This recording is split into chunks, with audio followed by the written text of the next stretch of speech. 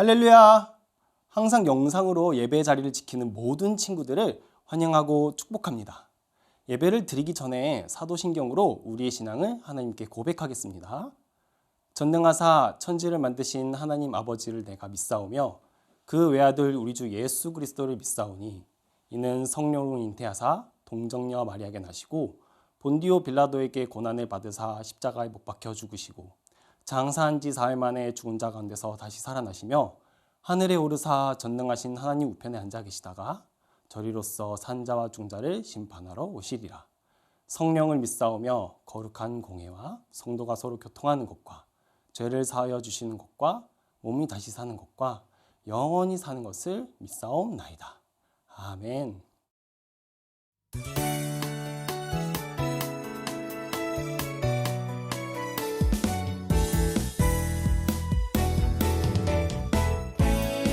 대답하여 이르시되네 마음을 다하며 목숨을 다하며 힘을 다하며 뜻을 다하여 주 너의 하나님 사랑하라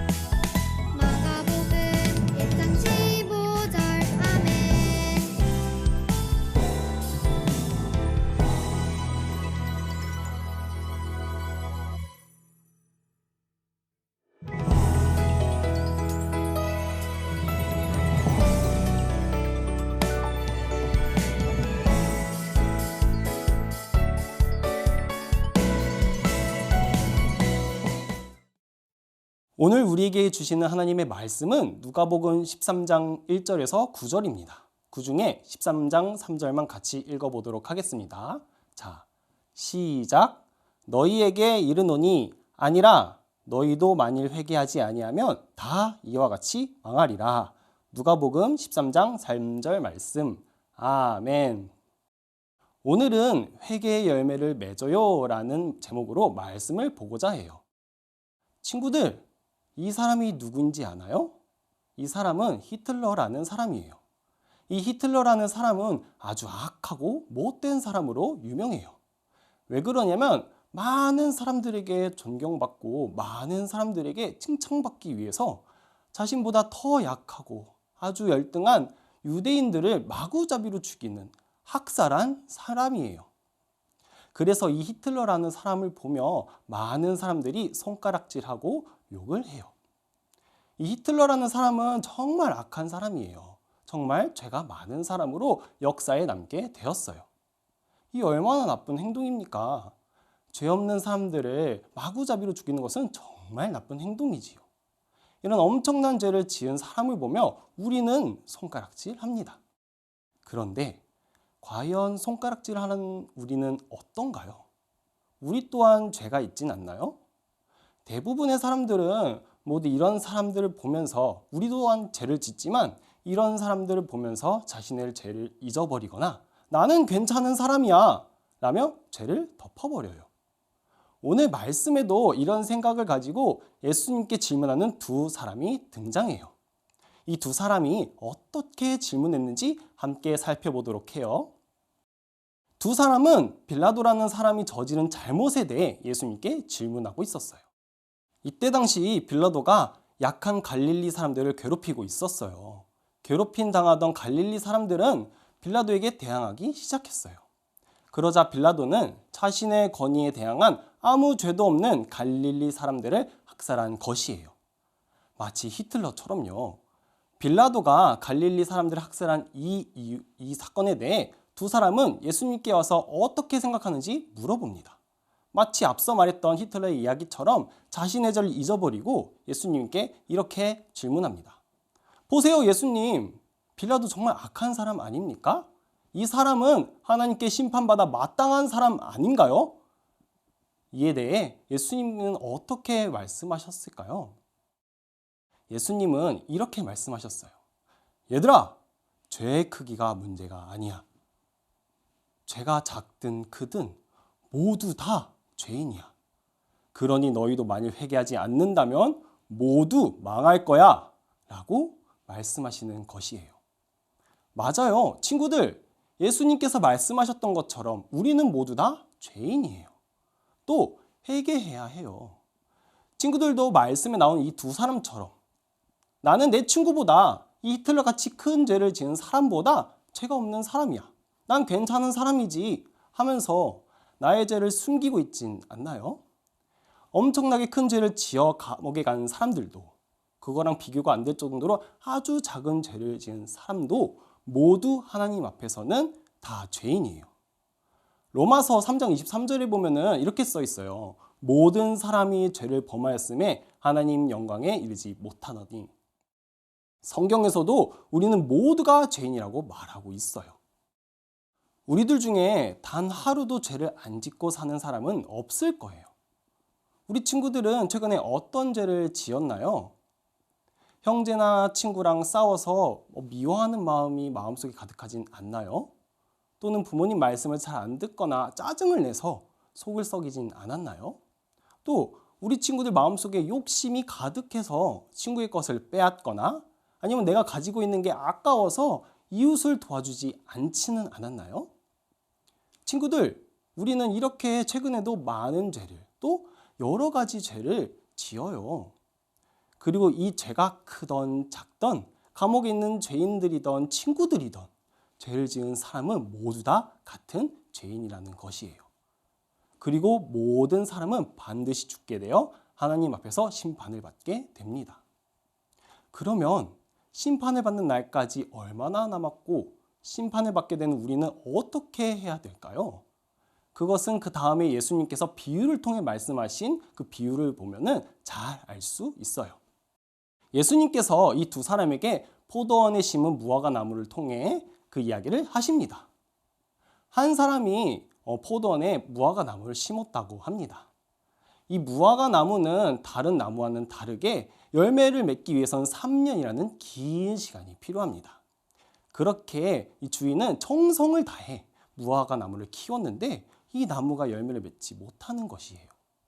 그래서 주인은 포도원을 지키는 포도원직에게 이렇게 말합니다. 내가 3년을 와서 이 열매를 구하였지만 얻지 못하였으니 이 나무를 당장 찍어버려라. 이 나무 때문에 땅마저 버리고 있구나. 포도원 주인은 열매도 얻지 못하는 이 무화과 나무를 없애길 원했어요. 그런데 포도원 지기는 주인에게 이렇게 말합니다. 올해 이번 연도까지만 지켜보십시오.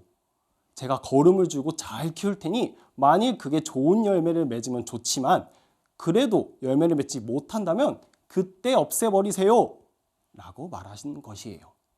친구들, 예수님께서는 회개 이야기야, 이 무화과 나무 이야기를 비유하시면서 말씀하셨어요.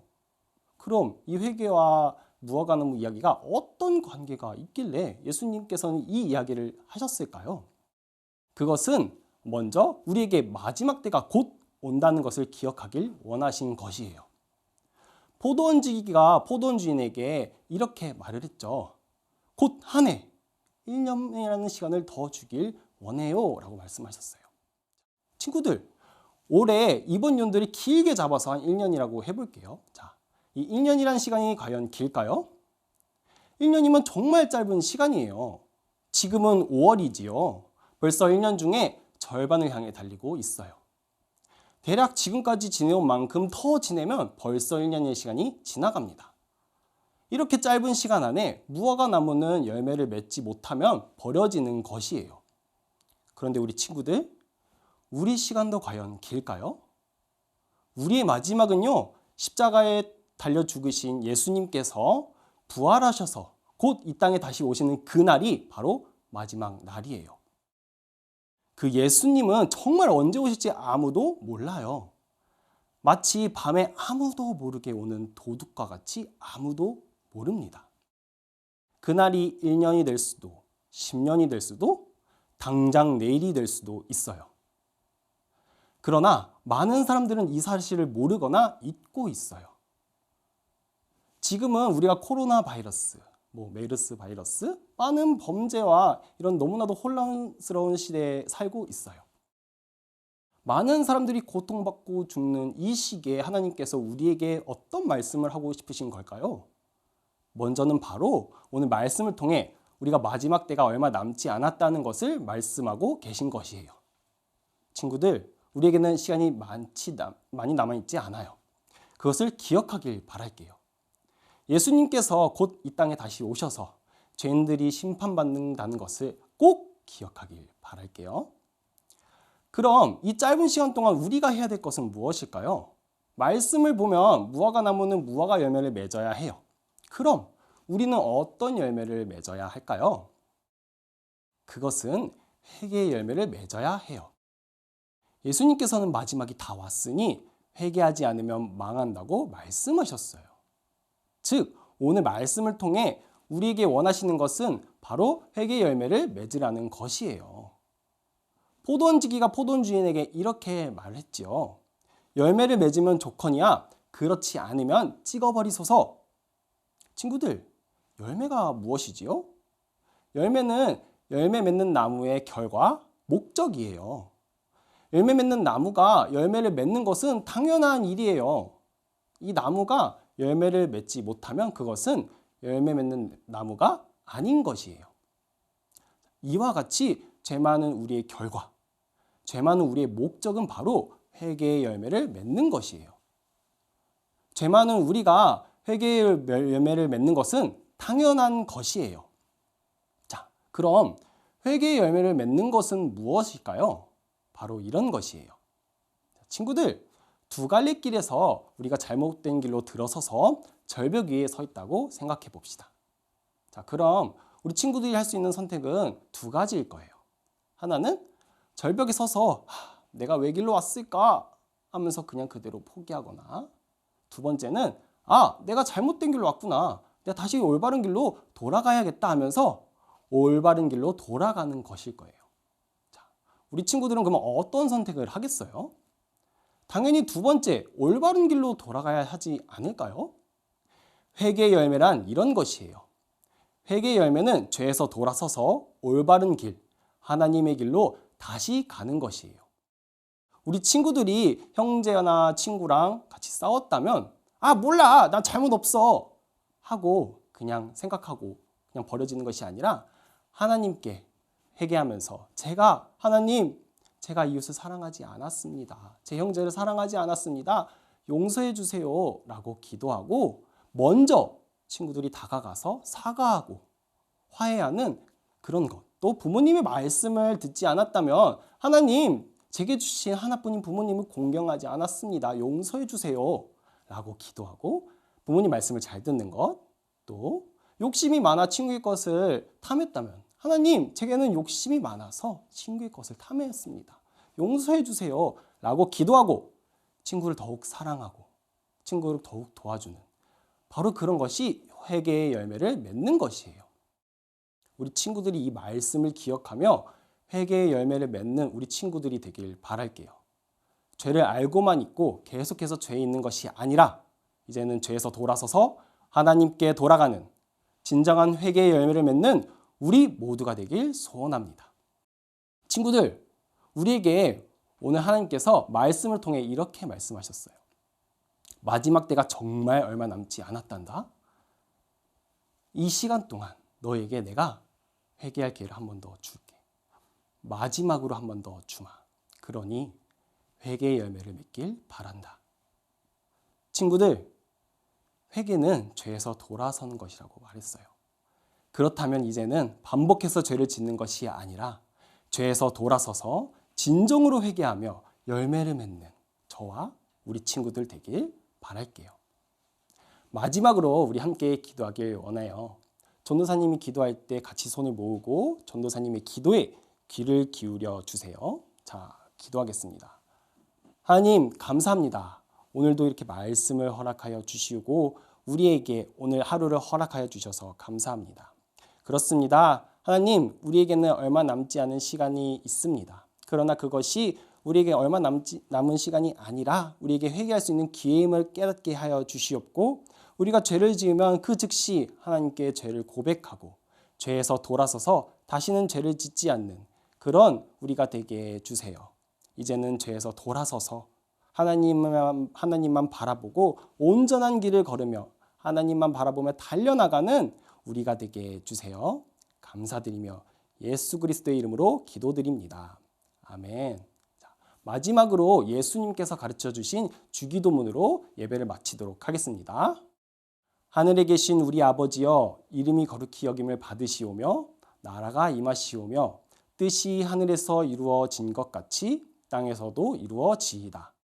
오늘 우리에게 일용할 양식을 주시옵고 우리가 우리에게 죄 지은 자를 사하여 준 것 같이 우리 죄를 사하여 주시옵고 우리를 시험에 들게 하지 마시옵고 다만 악에서 구하시옵소서. 나라와 권세와 영광이 아버지께 영원히 있사옵나이다. 아멘. 오늘의 예배를 마쳤습니다. 오늘 말씀 기억하며 회개의 열매를 맺는 우리 친구들 되길 소원합니다. 그럼 다음 이 시간에 또 만나요.